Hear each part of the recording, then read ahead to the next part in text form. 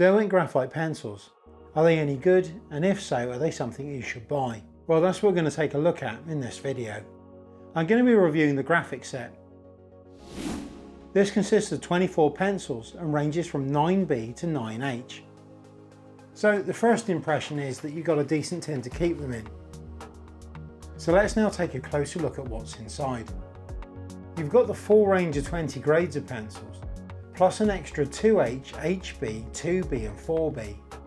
The pencils are painted black with an orange band around them, and the only distinguishing feature between one to another is the grade, which is only stamped on one side. Now this can be quite annoying, and I'll explain why this is a bit later on in the video. So the first thing I want to do is to see what tone each pencil will produce. Contrast is important when working in black and white, and this will also give me an idea of the depth of tone that can be produced.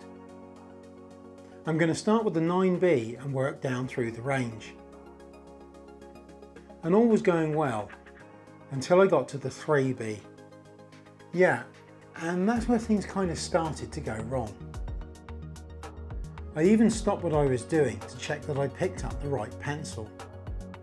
The pencil felt hard and scratchy, and the tone it produced was really more like a 3H.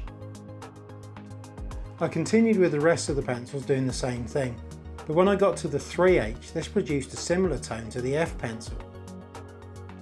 The only thing I can think of is that somehow these have managed to slip through quality control, because generally there's a nice graduation between all the different grades of pencils, apart from these two.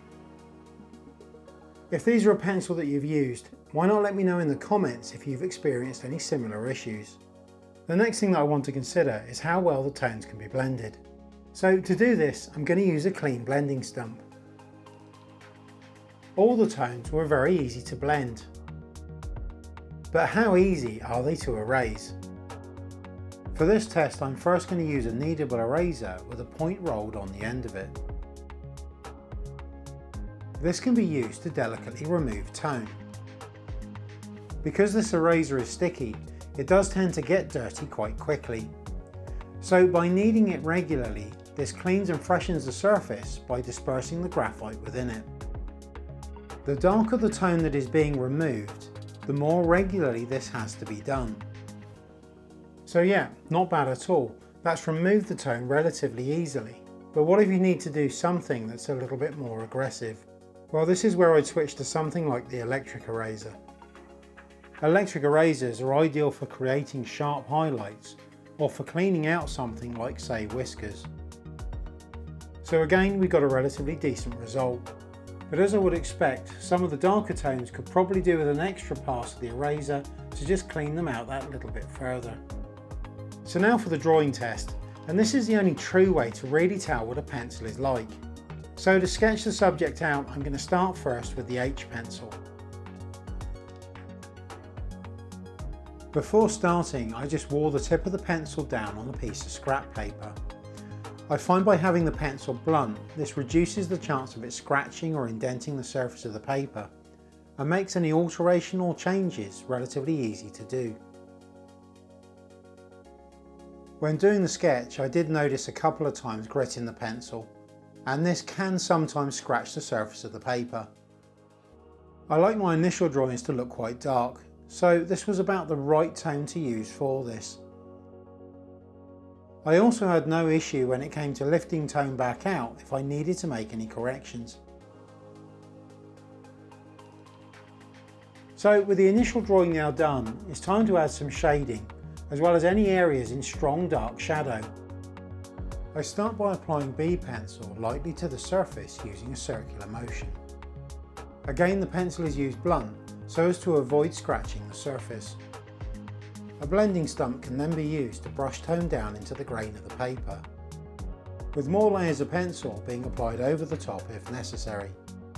This provides a base to which darker tones can then be applied. The 4B produces a nice rich dark tone, so this is ideal for working in areas of strong shadow. This can also be used lightly over the surface to produce the effect of skin texture, allowing the grain of the paper to show through. One thing to consider when working with graphite is the choice of paper to be used. I'm using St Cuthbert Saunders Waterford 300 gram hot press watercolour paper. It has a fine grain to the surface and it also accepts dark tone exceptionally well, so I find this makes it ideal for working with graphite. I quite often hear people say that they struggle to get dark tones when using graphite pencils, but in my experience I can generally say that this is usually down to the choice of paper. To finish this part of the sketch, I'm just going to add a little bit of 9B pencil. Now because the picture is already very dark, this will only make a very slight difference, but it will help to add that last little bit of contrast. So what do I think so far? Well, on the positive side you can definitely get a nice dark tone with these, and I've definitely had no issue with that. But on the negative side, I have noticed a degree of grit within all the pencils that I've used so far. These do have a coarser texture to the pencils that I currently use, but this can purely be down to personal choice. So with that done, let's see what some of the harder pencils are like for adding detail. The first pencil I'm going to use is a 2H, and this has been sharpened to a point. And I'm going to use this to draw in some of the thicker wrinkles. If you want to produce anything darker than the natural tone that the pencil produces, literally all you have to do is run it through a tone that's already on the paper, and the pencil will actually carry that tone. For finer lines, I can just use the 9H. Again, this is used sharp, and when run through another tone, it will carry that tone as well. When using these this way, I found that the 2H wouldn't really hold a point very well, but once you got to the 4H this became much better. Now these grades of pencils will indent the wrinkles into the paper, making them permanent. So if I want to highlight any areas, all I have to do is just simply brush the kneadable eraser over the surface, and this will just lighten the tone without touching the wrinkle. The only thing to do now is to just clean up around the picture itself.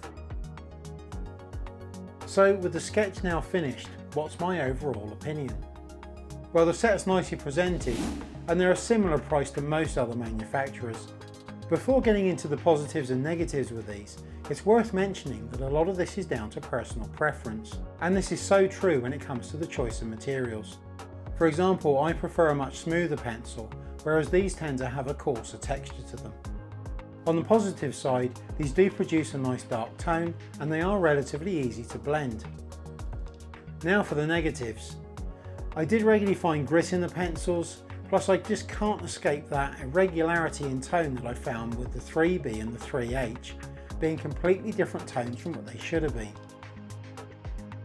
I also mentioned earlier about the grade only being marked on one side of the pencil, and for me this does become quite irritating, because as you can see, as they go in and out the box, they end up with the grade facing away and you can't tell which one's which. Other manufacturers have found a way around this. They've just put the grade on other sides of the pencil, or nowadays some of them even tonally paint the cap or the entire pencil. And I just find this makes them much easier to use when switching from one to the other. So could I use these to do a highly detailed picture? Well, the answer would have to be yes, because originally when I started I did use Derwent pencils for my pictures. But about 15 years ago I switched to another brand because I felt as an artist they just suited me that much better. The interesting thing though is that the issues that I've had now are the same as what I had all those years ago. Inconsistency with tone and grit in the pencil. Also remember to check out some other reviews as well, as people's opinions do tend to differ. If you do want to purchase any materials that I either use or have reviewed, then I have put a link in the description below, and I do get a small commission from any sales made from this. Thank you for watching. Please remember to like, share, comment and subscribe, and I'll see you next time.